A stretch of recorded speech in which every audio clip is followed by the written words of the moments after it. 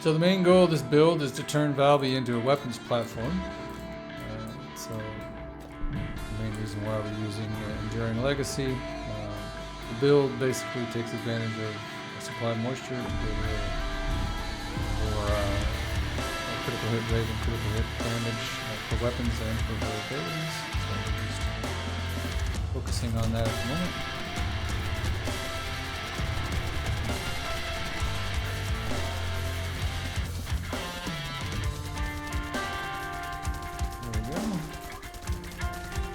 Just want to make sure that we're always seeing that supply moisture indicator in the bottom right hand corner. And if we do, then we're going to get that result, which is pretty handy. So from here we'll go ahead and talk about the build and then we'll show you some more gameplay at the end. Hello and welcome to Two Ole Farts. We're just going to take you in the boss build for Valby. Again, this is not the Gluttony build. Gluttony is a separate build and we've covered that already.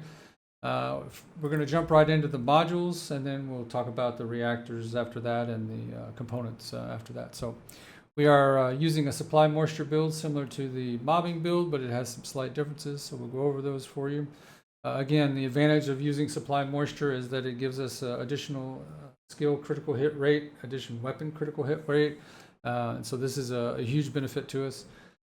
We have skill insight so that we can get additional critical hit rate, and then we're also using emergency measures for crit hit rate and crit hit damage, along with front lines for crit hit rate and crit hit damage. So these are the two additional mods we're using there. We are using increased HP just to give us a bit more survivability in this build. No, we don't want a complete glass cannon, and we're using iron defense to also give us some more defensive characteristics, along with a bit of a skill power modifier of 12.7%. We're using non-attribute specialist because the skills that we're using for her today are non-attribute and dimension, so we're also using dimension specialist. Both of these are giving us a nice buff to our power. We're using skill extension just to give us a little bit more duration because we need to stand in those puddles to get to do the damage with our weapons, and then we need to throw skills at the boss to do that as well. We're using lethal infection to give us a critical hit. When we get a critical hit on the enemy, it inflicts a debuff, a skill power modifier of plus 2.5% for 5 seconds. It stacks up to 10 times, so that's 25% buff that lasts for 5 seconds or as long as we're continuing to have those hits. So that's very helpful as well. And we're using shot focus because this is a weapon build. We are focusing primarily on the weapons. Although our skills will do some damage, we are really looking at the weapon damage that we can do here. So it gives us a firearm ATK of plus 15% and a skill power modifier penalty of 15%, but I don't think that's really going to hamper us too much. So this is the mod side of the build. We talk about the reactors. We're using the same type of reactor that we used before. It's a materialized phase reactor. That's because we're looking at non-attribute skills and dimension skills. This particular reactor is slightly different. While I have rolled Enduring Legacy on it, it's because we want the skill critical hit rate that you see at the bottom there, and then additional skill ATK when attacking Colossus. So this is a pretty good roll for her, particularly for this build. We're also using for the component set, the Acrobat set. As I mentioned before in a previous video, this gives us a skill power boost of 1.7%. It gives us a firearm ATK of 2.8%. and firearm critical hit rate of 21%. So this is pretty helpful for this build in particular, along with a skill critical hit rate increase of 5.9%. So I'm very happy with those. We have max HP rolled on this. Obviously, we'd like to have MP recovery on this as well. And then shield recovery out of combat with max MP. We would, again, like to have either HP or MP recovery on these, on all these, but take what we can get when we're grinding for these. MP recovery modifier on this one with the shield recovery in combat, and then shield recovery modifier with toxic resistance. So these are the components. As far as weapons are concerned, again, we are using Enduring Legacy, and we did use as a template, at least to start with, the Dry Bears templates. Shout out to him again. He does a great job with these. I don't know if we've modified it from that or not, but we are using fire because fire does kind of punch up the abilities of Enduring Legacy quite a bit. And then Greg's Reverse Fate again with the Dry Bears template as a starting point. So That is the build. If we're gonna roll some additional footage after this, if you want to stick around and see some additional boss fights. Otherwise, if not, if you want to jump off now, thank you for watching. Don't forget to like and subscribe if you're enjoying the content. Give us a thumbs down if you're not enjoying the content, and we will see you in the next one. Thank you.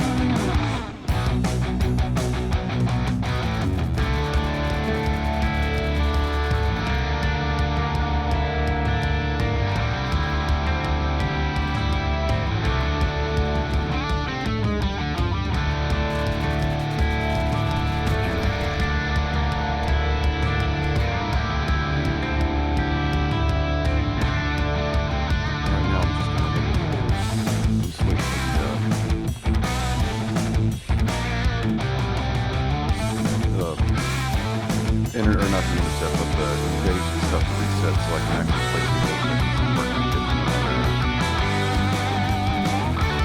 Materials I need for daily.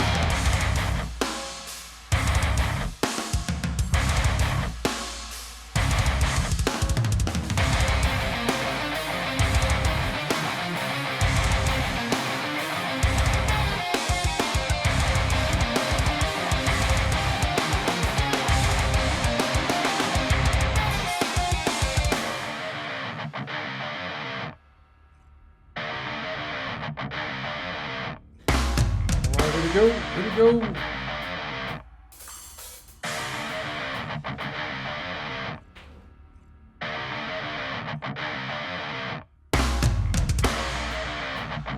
Yes, yes.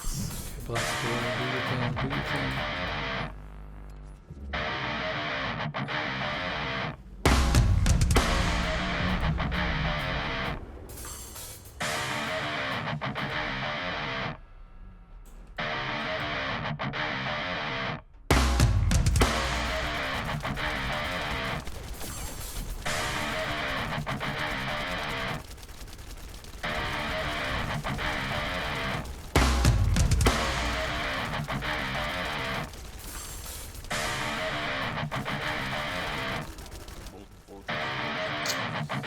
Of course you do.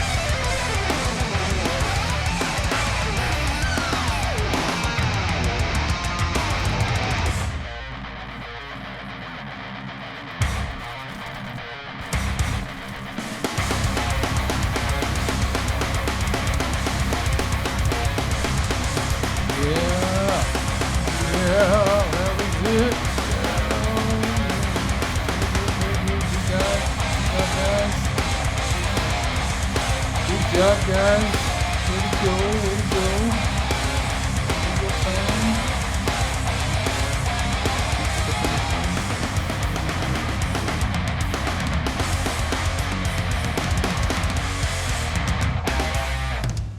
Look at the mods.